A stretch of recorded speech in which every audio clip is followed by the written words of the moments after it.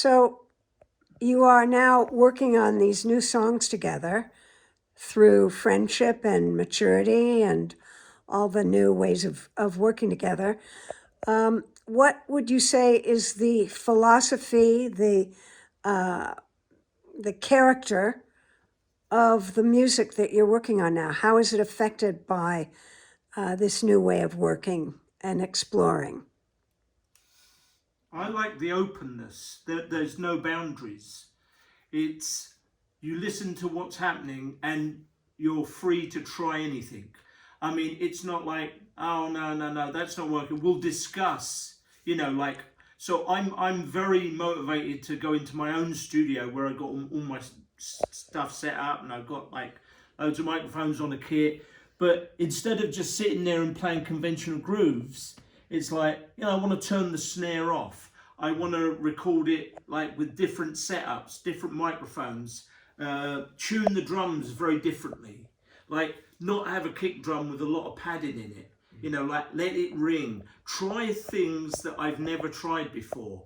And listening to what Martin and Brian are doing gives me that freedom to experiment and be open in that way.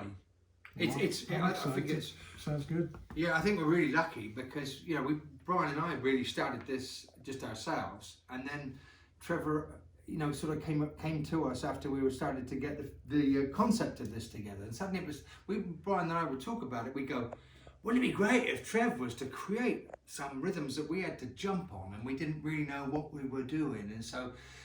Wouldn't that be wonderful? And then we put that forward to Trevor, and Trevor said, yeah, that would be fantastic. The great thing is Trev's got a terrific studio, all set up, as he said, all mics up, but the room sounds great as well. And what we listen to as friends is we tend to pass it on to each other. If Brian likes something, he sends it to me, and I listen to it and go, and it could be a choir from Bulgaria, with no rhythm at all, but you can hear the trees whistling, and we'll say to Trev, how do we create the trees on this? And Trev will think about that, and maybe even, as he was saying, he'll create his own percussion. So I think Trev's first word of open is wonderful to me and Brian, and he wasn't involved right at the beginning. Now we feel very fortunate, and it's pretty magical that we think this was the original band we were in the 70s. Nothing's changed. It adds another dimension. Yeah. Like having Trevor's involvement. It's a third dimension that Martin and I just don't think about sometimes. Yeah. It just gives it a little bit extra depth, and we're looking forward to it. I mean, just listening to Trevor talking about his concepts there, just whets the appetite for what's to come.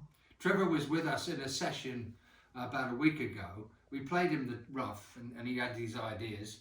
And then next day, he sends me files of what percussion he's already made.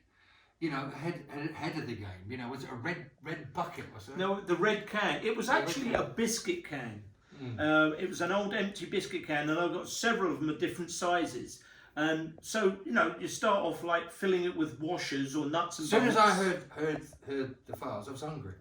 That's the first thing you heard. Cup of tea. Biscuit. I need tea to listen to this. Well, yeah, but that's it. Yeah, I mean, there's biscuits in. You fill it with biscuits. Yeah. No. So yeah, and then I ended up actually putting its coins in it, but it's got a real heavy chunk. It's not conventional sounding. No, it's not. Shaker. It's very heavy. Very native. Yeah, right. And that's it. We're going for sounds. Yeah. What sounds, unusual? What works with the song? What we've got so far. Yeah. One other thing I'd like to point out is, given our history over 40 years, is how comfortable we feel working with one another, That's amazing. and how we feel completely comfortable trying out things. No one's going to say no. Like we'll discuss it. I mean, and the idea is to come up with ideas and sounds. I think this is a great sound. What do you think? And we'll discuss it. Have another cup of tea. Of course. We'll come back and listen to it again. That's it. Like I was saying, there's no boundaries. It's very open to try and experiment. Yeah, yes. The freedom. I think the big word for me as well is mindfulness, because we get a week away from each other and we don't we used to always say this has to be done, this has to be finished, but we did, like today we did a lot of filming, and we're not always in the studio, so you do a quick mix and you sort of go, well, we're going to live with this.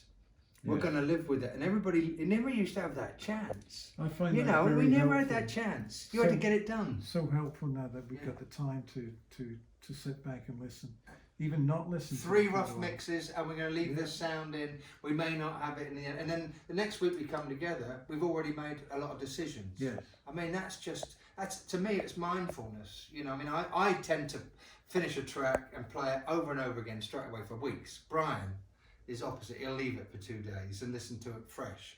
So it's just great that we have that time.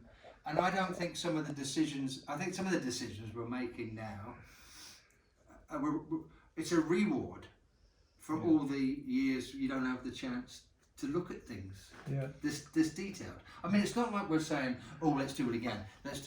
We're making decisions, I think, as Trevor was saying, again on that word, the spiritual side of it. Is that a time?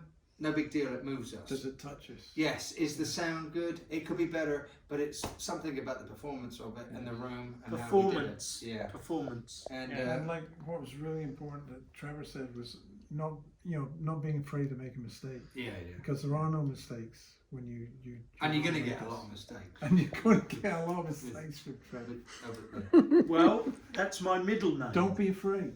No. We can always change it in the mix. That's right. Yeah. Be yourself. Yeah. Give us those mistakes that feel natural. It's called cutting it out. Oh, I thought you just put it lower in the mix. Right. No, So you actually cut it out. That is the only psychological. Aww. That's the only psychological problem is when Trevor comes over and goes, "Where's my parts?" And we go, "It's going to be on a dub." Well, yeah. We're using it as a different track. Special for trust us. But we can't play it to you now. It's called outtake. It's being mixed on in Norway at this time.